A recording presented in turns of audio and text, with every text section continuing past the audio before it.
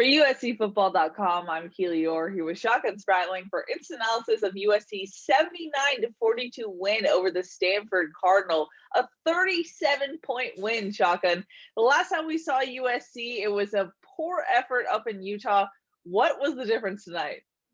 Well, if you want to see how this team will respond, they came out and showed it from the immediate get-go. Very similar to the Oregon game a week ago. You know, they got beat up and kind of got punked by Arizona, played terribly at Utah, played with, very lethargic. They bounced back and showed their mettle a little bit. A team that we wondered, is this team crumbling at the end of the season? Are they in a downward spiral?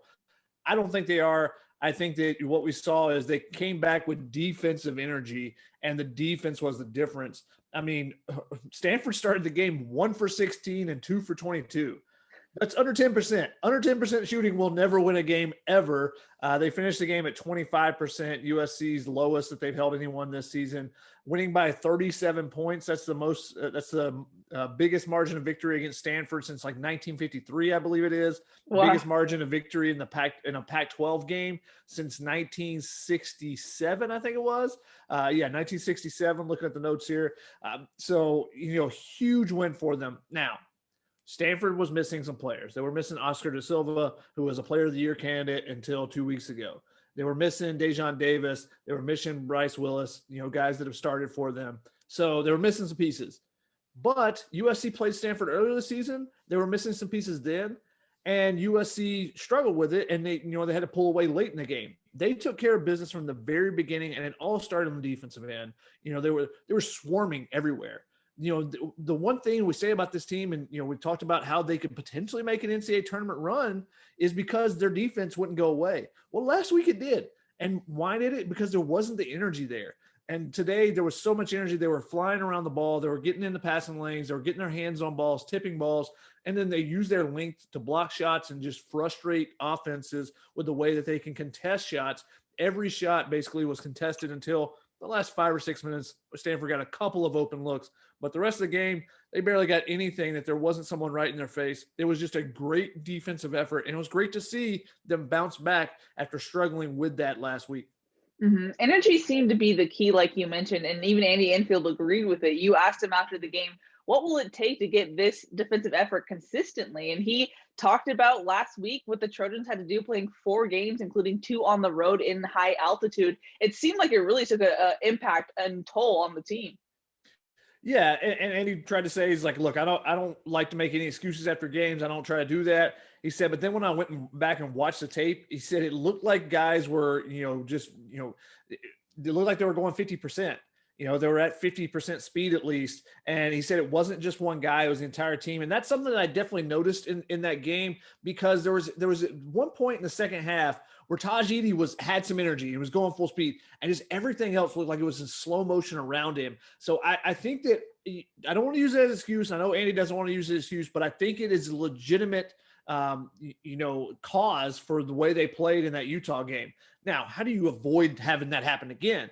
Well, you won't have 4 games in a week. Now, there are 3 games in the Pac-12 tournament, but you're not traveling. And that's one of the reasons why that mountain trip is always so difficult, because it's not necessarily just that you're going to altitude, but you're going to altitude, you're getting back on the plane, you're flying somewhere else and playing again. Whereas none of the other trips you have to do that. You bus everywhere else every time you fly in. Pullman and Seattle, the only 2 that are, a little bit farther apart. But the rest of the teams that you play, you fly in once, you bus over to the next school, and you stay on the ground the rest of the time. So that trip makes it a little bit more difficult. And USC, they looked completely flat in that second half against Utah, and it was very evident. Now, they could still have done some things better in that game. I still think they should have been able to find a way, because Utah is just not a good team. But I do love the way that they bounced back, and it tells you a lot about this team. And now you won't have 4 games in a week ever again. You get to the NCAA tournament, you're not going to have 4 games in a week. You're going to have 2 max. So I think that they can learn from that experience. And if they do, maybe they can use it as a valuable, experience for them to take something away from it and see, if we don't play with defensive energy, this is what happens. So if they come out and can consistently do it the rest of the season, it could be a big step. Now, that's a big if. It's a big if. But that was the biggest difference. You could see that they were just, they were running in the mud basically in that Utah game. They came out in this game and had so much energy. They were flying around all over the place. And you could just see they were talking a lot more. And, that comes from energy as well on the defensive end. And they just frustrated the heck out of Stanford's offense trying to score at all in the first half.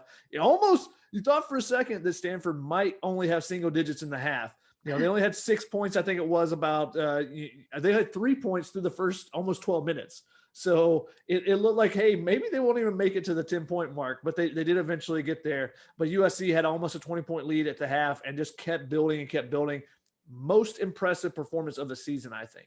Wow, interesting. Okay. I mean, 37 points. That makes sense. Now, Drew Peterson made his way back into the starting lineup tonight. I know Enfield said that he's coming out of a slump. What have you seen from him on the court? He's being more aggressive. And one of the things is when he was struggling, when Ethan Anderson came back and they're trying to figure out that guard rotation, is he didn't know whether he should be the guy to attack or he should be the guy to set up other people. That's how it kind of felt. And he wasn't knocking down shots. And I think that comes with confidence as well. So he's being a little bit more aggressive, more assertive, and shooting the ball with confidence. He's catching the ball and shooting quickly. You knocked down a couple threes in this game. In the second half, he and Tajidi hit back-to-back threes to start the half. And, that's when you go, okay, you watched Oregon last week and USC got out a dominant first half, and they didn't play great in the second half. They played okay, and Oregon was able to cut into their lead a little bit. This game, after they hit those 3 threes, you say, this team's not letting up at all tonight, and they didn't. That's why it's the most impressive performance to me this season, is because they didn't start fast and finish slow, or vice versa. They didn't have a good start to a half and then have a lull. They didn't, finish really strong in a half. They did that just the entire game. They struggled a little bit offensively to start the game. They had some turnovers, and they finished with 15 turnovers, and that's something they'll need to clean up. But every other facet of the game, they were just, it was full throttle the entire night. And that's what they'll need in March Madness. Hey, Chavez Goodwin said it afterwards. He said, it's March now. It's put up or shut up time, basically. And, the calendar flipped, and it seemed like USC's defensive intensity flipped. So they brought their March defense tonight. We'll see if that continues. Big game on Saturday against UCLA. You got to play some defense against the Bruins as well. Yeah, makes sense. We'll get to the mini preview, but first, Shotgun, the Pac-12 race as a whole. I think before the game you tweeted this is a big night in general for the Pac-12. That's because UCLA was taking on Oregon. UCLA lost to Oregon. What does that mean in the whole race? UCLA didn't lose to Oregon. They blew it at Oregon. Okay. They were up by 9 points with, less than 10 minutes to go and give up, I think it was something like a 15-2 run by Oregon. They couldn't take care of the ball. And they had an opportunity to set up what would have been a classic, an opportunity for the Pac-12 championship game to come down to the final game of the season, the final regular season game, Pauley Pavilion. Unfortunately, there wouldn't be fans, but besides that, it would have been, an epic game potentially. Instead, it's going to be a battle for second place because unless Oregon loses to Oregon State, so basically whoever wins on Saturday is going to have a day to hope and pray. I hope and pray that Oregon State can find a way to beat Oregon. And this is an Oregon team that has one loss in the last month, basically, and that was to USC. Other than that, they've been rolling through everyone. They came off their second COVID pause. They lost a game, and then since then, they've been playing great basketball outside of that first half against USC. So I don't see Oregon State having much of a chance in this. So UCLA blew it in this game. They could have set up an epic battle. Instead, Oregon kind of, they get a pandemic protocol victory again. Just like football season where they were gifted, an entry into the Pac-12 championship game because of COVID protocols. Now, because of COVID protocols, they won't play 2 games. One of those games is at Pauley Pavilion. The Pac-12 also, they were rescheduled, I think, 3 different times with UCLA, home and away. Pac-12 decides to give them the home game this week to try to equal out the home and away games that they will be playing this season. But they don't come to Pauley Pavilion. UCLA is undefeated at Pauley Pavilion so far this season. So, at least in Pac-12 play, I don't know about for the full season. I believe is the same there. So USC is going to try to snap them on Saturday, but Oregon doesn't have to worry about that.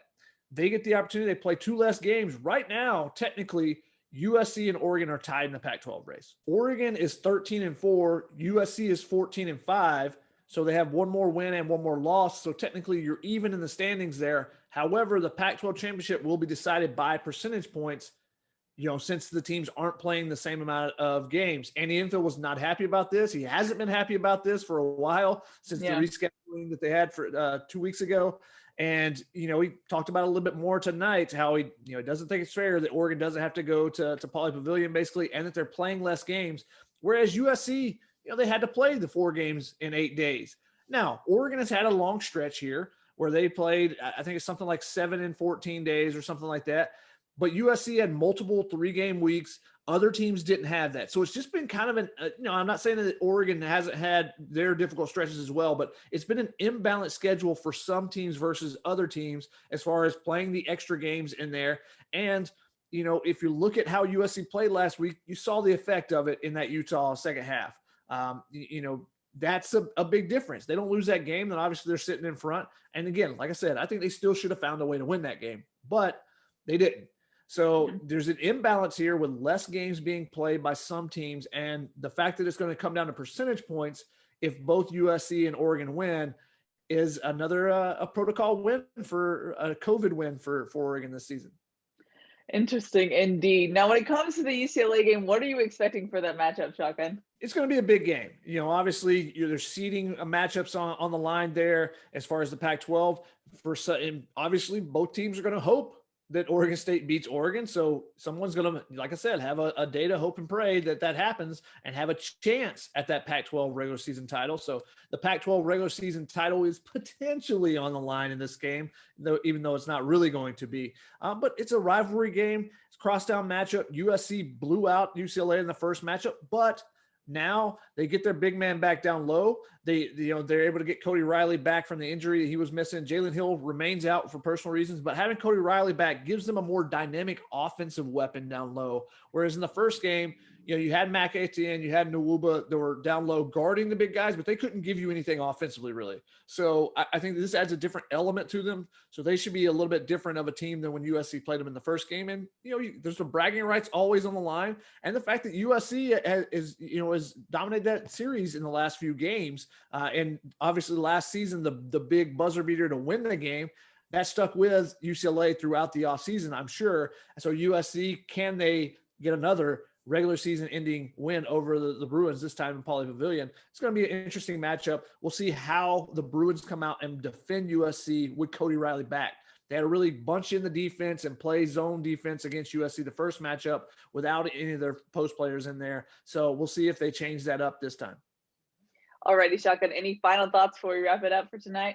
One concern, a ton of positives for USC. One concern from tonight's game, however, Isaiah White, their starting guard, he actually did not play at all in the second half. Max Agbonkpolo, who had a really good game, started in his place to begin the second half.